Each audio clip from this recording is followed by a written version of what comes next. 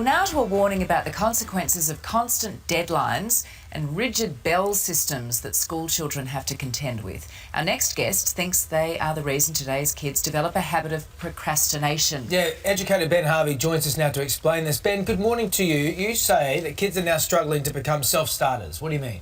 Well, I think when we're going through school, we've got a lot of alarm bells. You know, they tell us when to start, when to finish, when to go to break, when to eat, when to play, when to stop playing. But that's always been the case, hasn't it? It has always been the case. And when we leave school, I think we're looking for those alarm bells and we just don't have them. We have a lot of adults telling us what to do and when to do it. And that was really conditioning us for a world that no longer exists. And the world has moved on, and the economic... And what sort of world was that? I believe it was a world that conditioned us for factory work. You know, there's a lot of factory working out there, and we did have to get primed for a specific type of occupation if we weren't academically proficient. And so as a result of the factory shutting down, I think the education system has to evolve to the way that we're working now, which is more about doing what we love, as opposed to getting things 100% and you know, following the factory chain to make sure that the factory continues to work. So, are you suggesting then that we're setting our children up incorrectly, and that they need to be perhaps more in tune with embracing uncertainty, possibly even failure, heaven forbid? Yeah, well, I think at school you're told you want to get 100 out of 100. So you're taught that if you replicate and get 100 out of 100, you'll get a good score, you'll get an A and you'll get an A+. And the world will be your oyster. And the world will be your oyster. But when you leave school, it's not like that. You know, you don't get 100 out of 100. You get started and you make things happen and you have a go at things. But no one's coming up to you at the end of the day and saying, all right, you know, for your cooking today, I'm going to give you a 7 out of 10, and for your... oh, your children do, trust me. That was foul. Yeah, that's it. Yeah, even that, they still don't score it, though. And so we believe that in order to get started, we have to focus on getting 100 out of 100. And that actually makes us quite afraid. We actually start to get scared of the potential of not getting out 100 out of 100, and procrastination is the byproduct of fear. So when we're afraid of failure, we often freeze our system up to protect ourselves, and therefore we don't progress any further. All right, this is interesting. So you're advocating for some real radical changes in the school system. So what are they? Well, the lady who recently won Teacher of the Year, Teacher of the Planet, Nancy Atwell, she's been teaching for over 4 decades, and her entire system is about harnessing what people love, getting them to pick their own topics, to do their own research. So I think the radical change is start to harness what kids naturally enjoy doing and allow them to do more research around that. And just the results that Nancy is getting, you can see her students are outperforming all over the place, and she's actually done away with traditional class exams and tests, just got rid of them altogether, and said, hey, go and pick the topics you love, study them, and let's embrace. Do you think we over-test our children? Absolutely.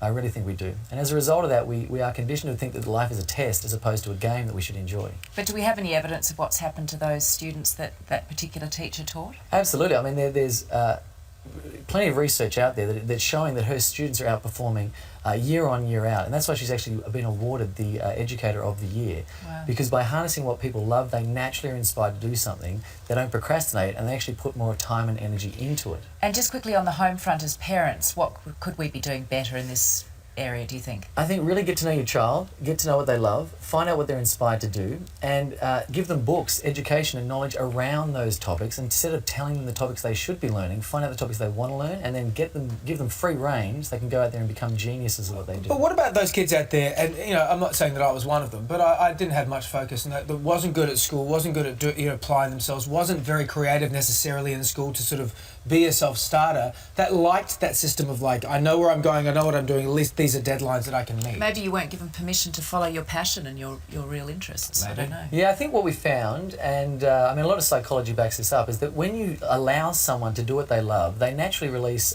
different levels of attention. And as our attention escalates to the highest level of importance, we get better functionality of our body. I mean, they do this on mining sites. They get people to think about what's important. They have less injury. So when you give children the opportunity to focus on what's important, what they really love, they put more attention on it and actually have a higher level of ability to put their heart and soul into things. And so by freeing up, in your opinion, in your instance, I don't know what took place, but if we just ran you through a series of very quick questions, we could identify quite rapidly what it is that lights you up. And then if I was able to put around you an educational system that allowed you to learn only that, you would have allowed yourself to become your own self-starter. I think you're right. I think you're onto something. Look, head to authenticeducation.com.au for more information. Ben, thank you for your time. Thank you, Ben. Thanks for having me. It's terrific. Okay, I've got a bonus question for you, because if you watch that video, you're probably searching for something more. So here's the question. Do you want to create the life you desire? in your life today, are fear and anxiety and self-doubt actually keeping you stuck? Are you satisfied with your current financial situation? Are you satisfied with the amount of time and freedom that you actually have in your life right now? What I know to be 100% true is that what you're actually capable of is truly magnificent. But unfortunately, most people, what they do with their lives is mediocre at best. But the question we have to ask ourselves is, why is that? Well, the thing is, strangely, it's not because of their education. It's not because of their family. It's not because of their personality type. The number one thing that separates a mediocre life from a magnificent life is your mindset. Your mindset is your biggest asset. But why is mindset so important? Well, here's the thing. It's because when you change your thoughts, you actually change your feelings.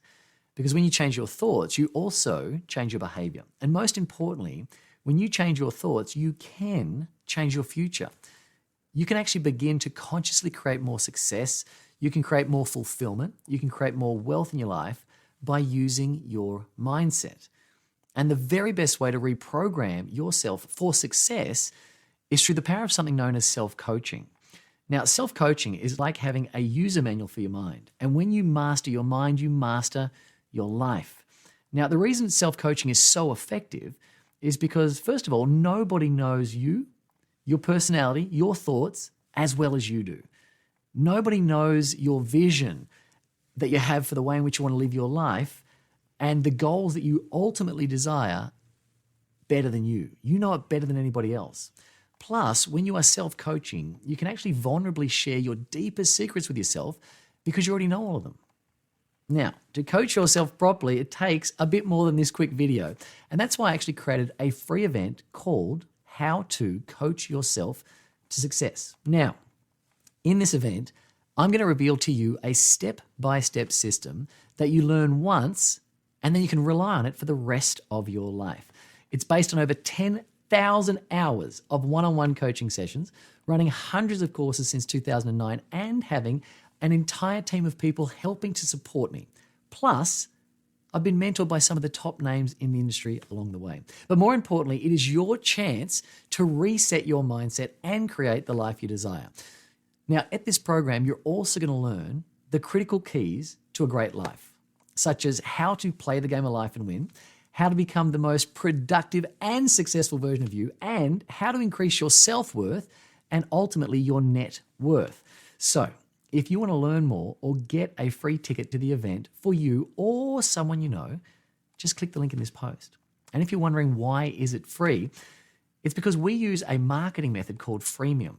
So just like Zoom and Spotify and Gmail are free, they deliver great value for free, right? And a small percentage of people want more and decide to get the premium version of those services, which makes it a win-win for everyone. And that's exactly what we do. We do the same thing.